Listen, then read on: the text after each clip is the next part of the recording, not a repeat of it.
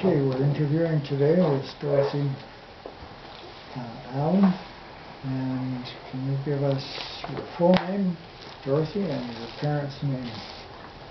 Okay, I'm Dorothy Allan now, but I was Dorothy born, and I am.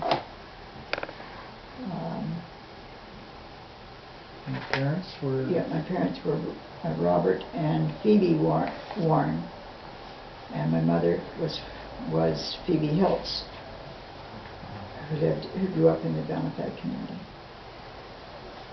So Beatrice Hiltz, the famous historian, was your aunt? Yes, yes. Did you know her fairly well? Oh, very well. She was. My grandmother died when she was 30. When she was in 1939, and so Aunt Bee really became the grandmother really to all of us. Even though she had no children or grandchildren, she was. She's quite an amazing woman. Seemed to have broad interest in everything.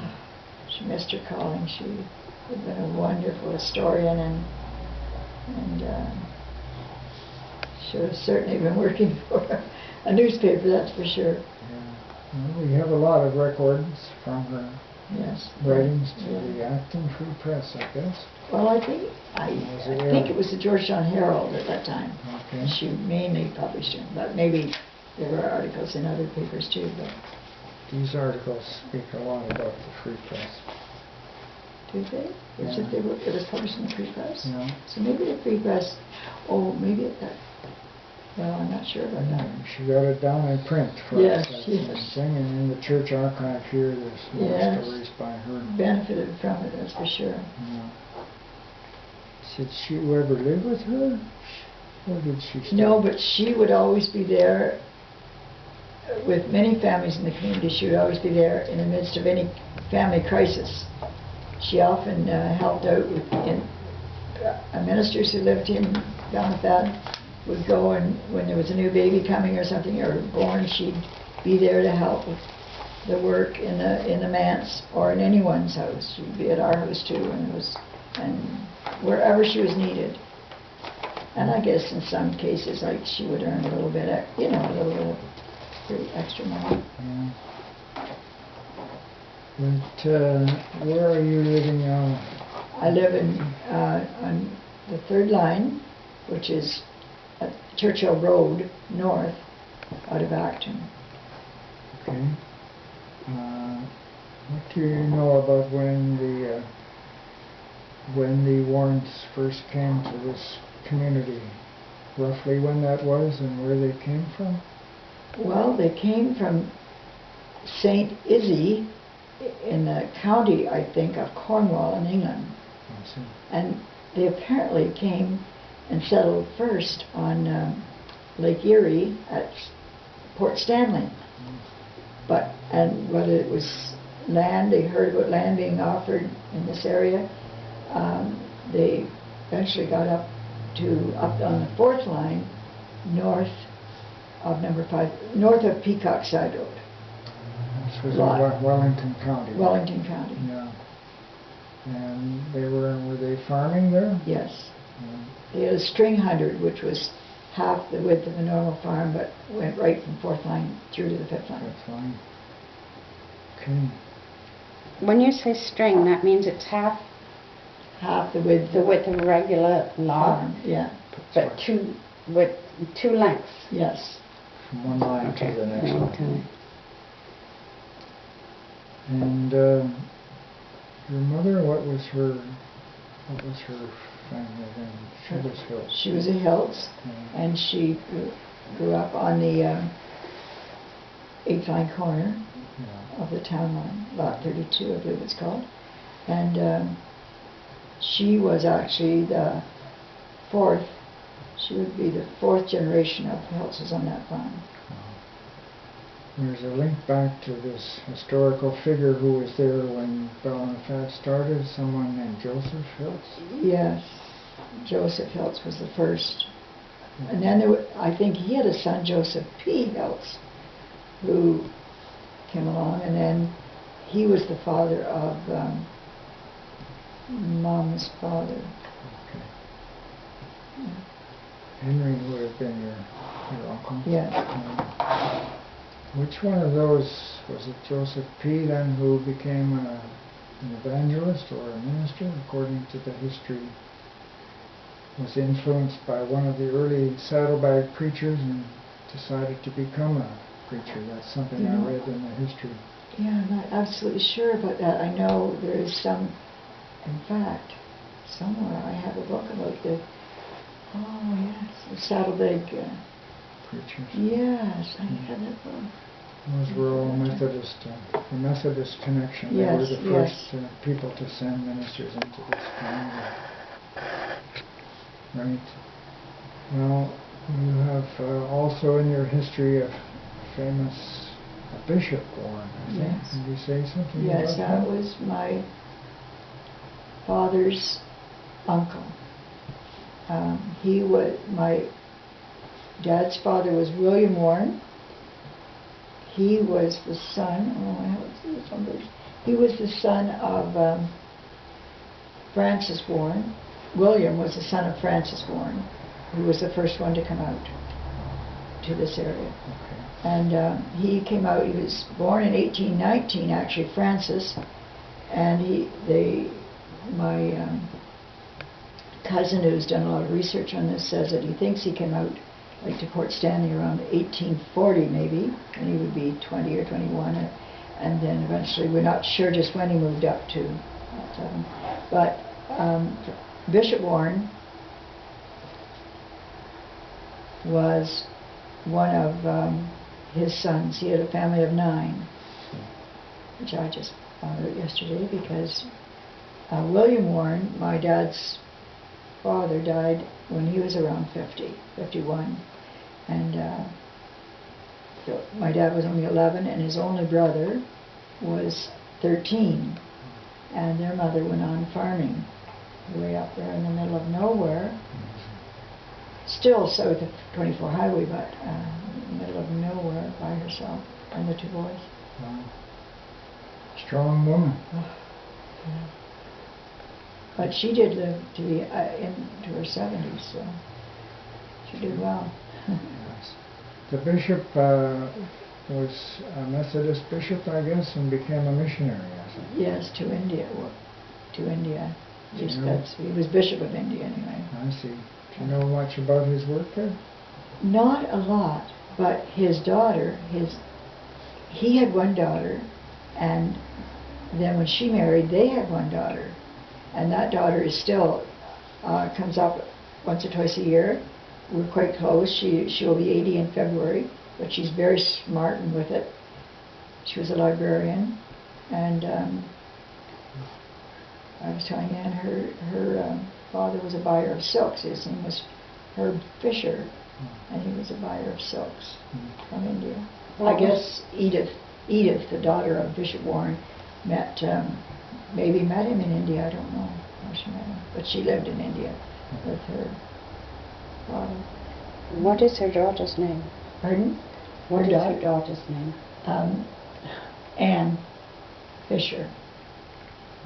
She lives on Blythewood Road between Yonge and Bayview. If you drove out to the end of Blythewood, you'd run into that hospital, Sunnybrook.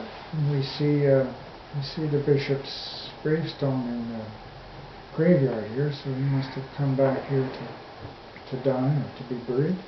Do you know, I was overlooking there a while ago, and I don't think I saw the stone. Really? So I'll have to make another trip. I plan to anyway, but... Yeah. I've seen it there, I'm pretty sure. Is this up on the corner? Yeah. Oh, I can know. But I did notice, now this isn't maybe important, but I did notice that day that Dad's father and my mother's father both died about the same time, about around the 1901, and they were both around 51 when they died.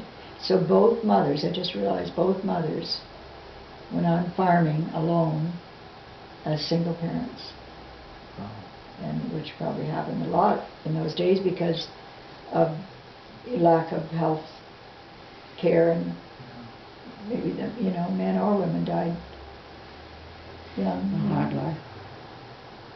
people did feel the need to have partners, so if someone was alone and was looking for a partner, there might be someone. It was very tough even for two, so for Yes, one it must have been very tough. yes. We've had several people speak about parents dying young. So- But my grandmother, Heltz, did live on to be for like 38 or 39 years. But she had older children who could help with the farming, because Mom was the youngest, she was 2 or so, and the others would be getting on to 20-something, I suppose. So when you were growing up, where were the Warrens living then, Dorothy? It's down on the 6th line? No, Dad bought a farm. I'm not sure what year, but it would be, I think my brother was born, so it'd be maybe the late 20s. He bought a farm on Town Line, between the 3rd and 4th line. Okay. And then eventually bought another farm above it too, bought the 2 farm, eventually. Yeah. So that was sort of on the edge of the Ballinafad community. Yeah, they still went to Ballinafad, and Churchill was just on the 3rd line corner, but Yes. I'm not sure about when it was built. And Well, they were very active in the church here. Do you want to say a bit about your memories of the church role in this community and how your parents participated in this? Well, the church was a very central part of our life and our lives, and we were involved in, as children, we were involved in everything that was going on, from baby band right through to mission band and young women's group. I forget what it was called. Mrs. Bob McHenry led that at one point. Your mother led some of the groups that I was in, for sure, Mrs. Kirkwood. And Lydia Snow was, many people. Your mother, I think, was one of my Sunday school teachers. Lydia Snow and Aunt Bee. I still remember teaching. My dad was a Sunday school superintendent for a while. I don't know how long. Quite a while, I remember. Those were the days we memorized verses, and you get a little ticket for when you got to a certain point, you would go up to the front of the church during Sunday school, and recite your verses that you'd memorized, and you'd get a little ticket. We got so many of those, you got the next sized up when you did your next recital, and then on till you finally got one that you could keep. But by then you knew quite a few verses. So big. Yeah. You put it on your wall. It's Yeah. kind of It was Yes, I remember. quite the effort when you think of, we have one big room to do everything in. I've seen pictures of Willa as well, and the baby band, I think, giving leadership. I have some good pictures of the mission band. And I have a picture of you and I there, I think, together. yes, I have one too, but I didn't think till it was time to leave. It's fine. We'll be doing more for the print edition of this wonderful history that's being collected here. Yeah, you catch This is the online version we're doing right now. What to say about your marriage and your family, Dorothy? Who did you marry? I married Ken Allan from Acton. His family were bricklayers and stonemasons. How did you happen to meet him? Well, I guess we knew the family. When we built a house on the farm in 1939, his family did the brickwork. But I guess just being a small town, everybody said everybody. But I met Ken again when I was in grade 12, and then we started going out then. Okay. We married him. You have some children? Yes, we have twin sons who were born to us, and then we fostered another boy whose mother died, who was 8 years older than the twins, and then we adopted 2 boys. So that was 5 altogether. made a busy life. Wow. Very busy. Well, The your twins are 49 now, or will be 49, and the foster son is 57, I think, or going to be 57. And the other 2 are 44 and 45. I'm surprised your hair isn't all gray. But Well, Anyway, that's... A lot of gray spots underneath, I think. Yeah. Did any of your children stay in this community, or No, not at all. went to look for a livelihood or for wealth or for a job or Well, seek their fortune? yes, to seek their fortune, that's right. Yeah. So many of us left this area. Yes. What about other things in the community beside the church? We've talked about the church and down to 18 or so. What do you remember about other social activities or things that were happening in the community? Where did you go to school, for instance? Well, I went to school, even though we lived in Wellington County, I went to school in Halton, over on 25 Highway, just above Acton. So we had 2.5 miles morning and night, all those years to walk. On foot. Oh, with snow completely filling in the roads lots of times. Dad would have to literally come and get us sometimes at night with the team and sleigh. And I can remember times the horses were literally leaping. You know, just every step. They couldn't even take a step. It had to be sort of a leap in particularly bad spots, you know. Yeah. Might have been better to stay home that day. That was unheard of. Right. Yeah. Is that a one-room school? Yes, no phone, no running water. Have good memories of that school? Oh yes, yes. Mm. Happy memories, good teachers and Where did you go for high school then? Acton. Yeah. How did you get there? The first year, I think I got a bike that year, and I think I rode my bike quite a bit that year, but then the school bus started either the end of that year or the middle of that year or something. We had one school bus for all of this area, went right out to the almost 10th line, down to the Ford dealer, and you know, all the way up. And then went up, dropped us off at 8 o'clock in the morning and went off to, or shortly after 8, went off to Nassagaweya. Only one bus. You started early in the morning? Yes, but we got home early. Okay. We were home earlier than the others too. Mm-hmm. Where did you find your social life in those days, and some of it at the church? Was there other things happening in this community? Well, in those days, a lot of the social life was showers and presentations for people getting married, and anything that was going on down at that, we were part. I'd say down at that community was our main community, but yet there were so many one-room schools around at that time that we were a part of. I think one time I counted about 7 all around us: Woodside, Bannockburn, Lawrence School, Greenock, Peacock, Brisbane? Blue Mountain. Pardon? Blue Mountain. Blue Mountain, yes. Not so much that we went to, it would be held in the hall if it was something you do. I don't remember being actually in Blue Mountain School, but yes, I knew all the people that went there. And there was an older hall there that we were hearing was built by someone called the Good Templars. I don't know if you have any memory of The old hall in Balnafad? Yeah. Well, I certainly remember the old hall in Balnafad. Yeah. I think even our wedding presentation was held there I see. in '54. Do you have any idea who those people were that founded that thing? No, I do not know. I think I read that someplace too, but I don't It was know. they were in the temperance movement. Yes. And, It was right beside the Methodist Church. Methodist Church. Yeah. But we had lots of temperance lessons here in Sunday Yes, school. yes, yes, My mother was very keen on that. yes. I take wine today, I still feel guilty.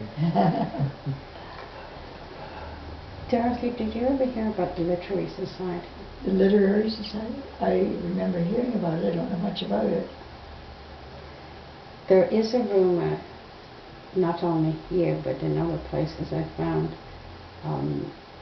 that it was a pseudonym for the temperance meetings. Oh, I don't know that. It was easier to say you were going to the literary society than to say you were going to the temperance meeting. Really? No, I'm not aware of that. I don't remember going to any temperance meetings as such. But I just remember reading it yesterday about some of Bishop Warren's books. One was published, very interesting, I should have brought it today. But one was published by a Christian literary society, was the publisher. And it was very interesting that on that, it mentioned on the outer paper cover, and this is sort of maybe not part of the topic, that a Muslim, Bishop Warren was so highly respected in India that a Muslim, head of the Muslim group, had this, I'll have to show it to you because I can't remember the details, but was so highly respected that he had part of this little book put in some publication, I think, with the Muslim Quran. Like he's so respected, Bishop Warren. And he said because it was the first Christian book that had been written that didn't put down the Muslims. It's very interesting. I just read that yesterday. Yeah. We could use more of that today. Yes. Yes, that's right. Maybe you could send it. Yeah, I'll get it to you sometime. I know my cousin wants to read it too, but I can loan it to you for a bit. I don't think we even had Catholics in those days, leave alone Muslims, so we weren't very ecumenical. No. But that's becoming very important in the world today. Looking back to the early days, then what was good about life in those days? Any the warm feelings you might have of the community, or what was? That's number 19 on mine somewhere. Well, I think everyone, 19.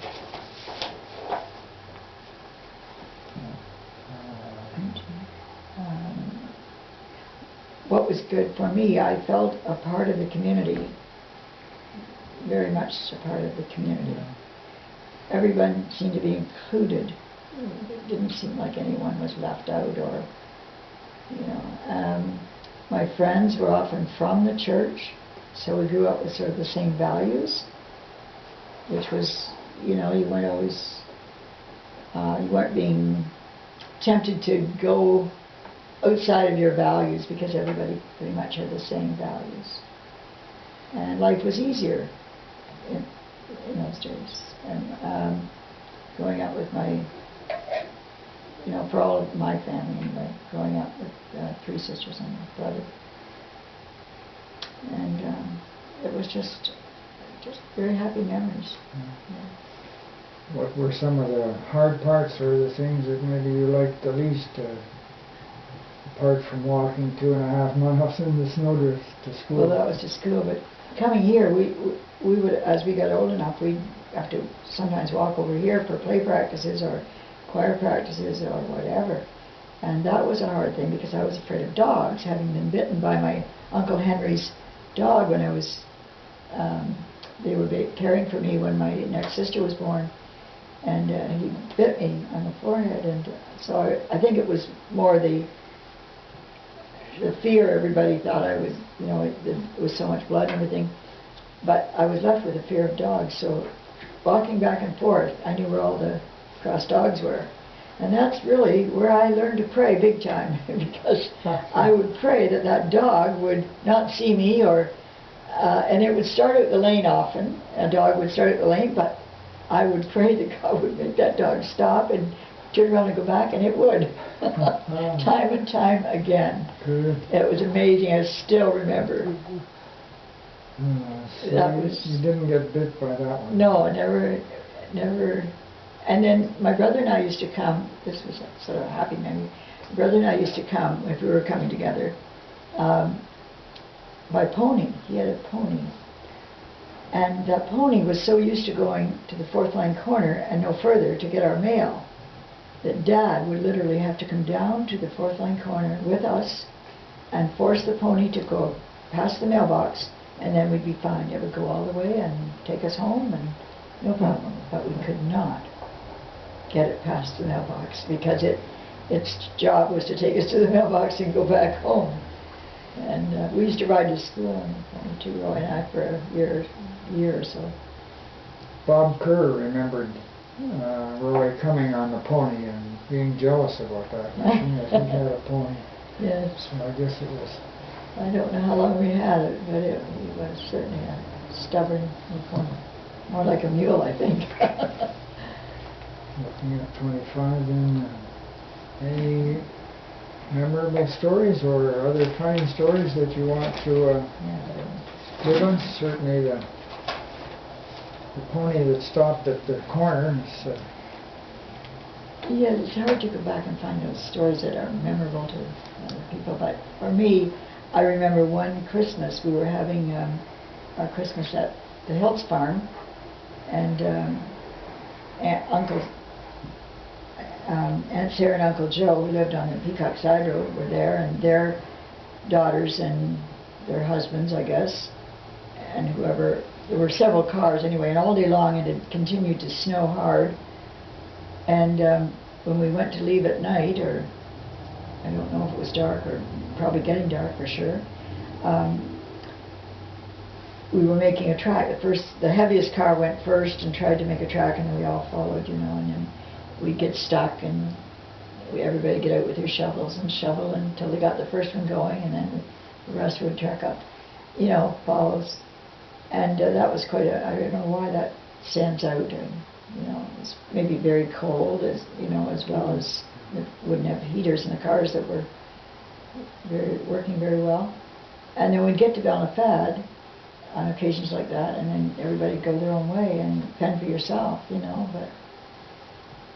there was some very, very, I can remember the roads being completely filled, and we'd go by horse and cutter when we couldn't take the horse and team in the wintertime to church. And often, whoever could, like 3 or 4 could get into the cutter maybe, and we'd go mainly through the fields because the snow would have blown off the fields and be all on the roads.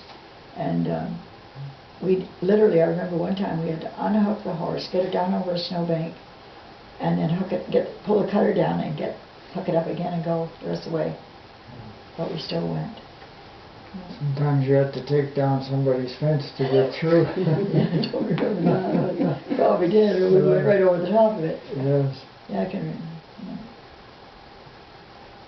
And even in those days when it was so tough, in the wintertime especially, in the spring when it was muddy, that was pretty bad too. I remember getting stuck going back home from church right after the axles, and literally getting rails to put under the, to help you out of the mud, and then away you go and get stuck again before you get home. Maybe 2 or 3 times before you got home you were stuck.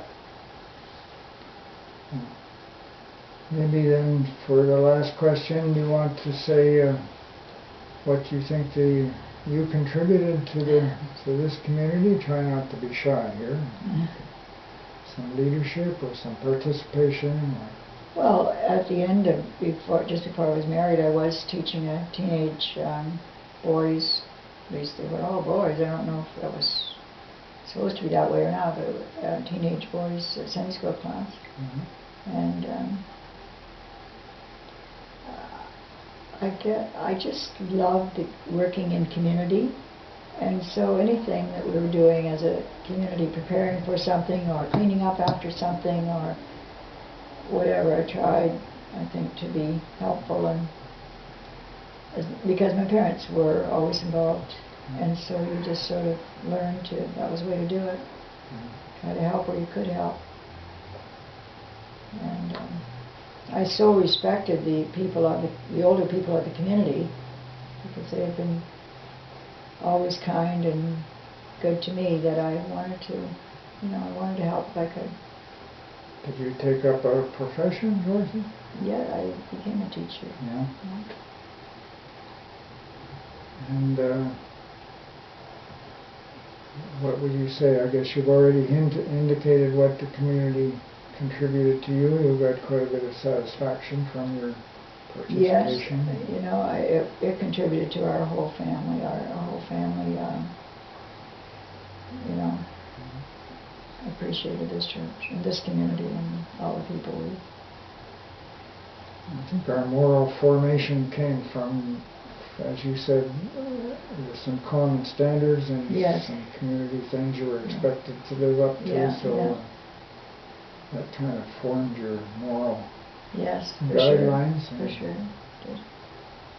After we left, I don't know whether you always stayed with it or not, but Whether I did? no, I'm just yeah. saying generally. I'm not asking you. It tends to stay with you. Yes, And, when it's ingrained when they're very young, yes. But our children now need to develop their own, it seems. Yes. Yes. Any last words you want to leave with us, or anything else you want to? Well, I'm just glad to have this opportunity. I didn't think I wanted to be involved in it, but I was pretty scared at first, but it really got me thinking and has been good for me to start thinking about this. About your history. Just maybe one comment that when I came back, and I have been back to other anniversaries too, but when I came back to this anniversary this year, we heard that you were speaking, but I just love to come back. It isn't always possible, but it was just like coming back and starting over as if we hadn't been away, talking to not Lydia Snow, but Mrs. Gates. Oh yeah, Eke. What was her first name? Eke. No, and Oh. Annie Gates Annie and, Gates, and yeah. different Queensland. people there. It was just like, just like open being the back. curtain. Yeah, yeah. And it all begins again. What about your children? Do they won't have memories or any attachment to this place? No, not really. That's kind of sad. Have they picked up the church connection from you? Yes, they did for many years. Some of them are struggling a bit now, but that's because their kids get into sports and everything, and you know. But yes, they were very involved in their churches when they were growing up. Well, thanks very much for this contribution, and I'm trying to see if you get a copy of it eventually. That would be wonderful.